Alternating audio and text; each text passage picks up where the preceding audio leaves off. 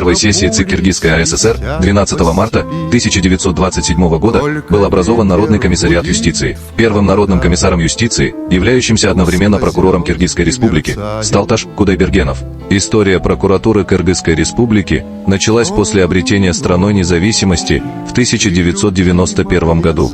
Первоначально прокурорский надзор был создан в соответствии с первой редакцией Уголовно-процессуального кодекса от 1991 года.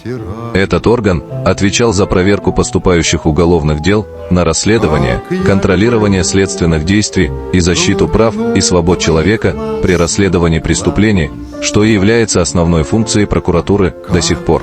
Давайте поблагодарим слуг народа за безопасную жизнь, ведь с каждым годом они работают все усерднее и лучше. Прокуратура Кыргызской республики является центральным органом надзора за применением законодательства в стране. Она обеспечивает защиту прав, свобод и законных интересов граждан, общественных и государственных интересов.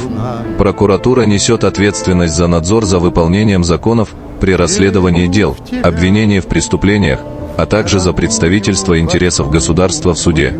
Наряду с этим, прокуратура проводит оценку эффективности законов и нормативных документов, принимает меры по совершенствованию правовой системы страны и обеспечивает координацию деятельности правоохранительных органов. Прокуратура Кыргызской республики также является партнером в борьбе с транснациональными преступными группировками, такими как торговля наркотическими и психотропными веществами, контрабанда оружия и людей, отмывание денег.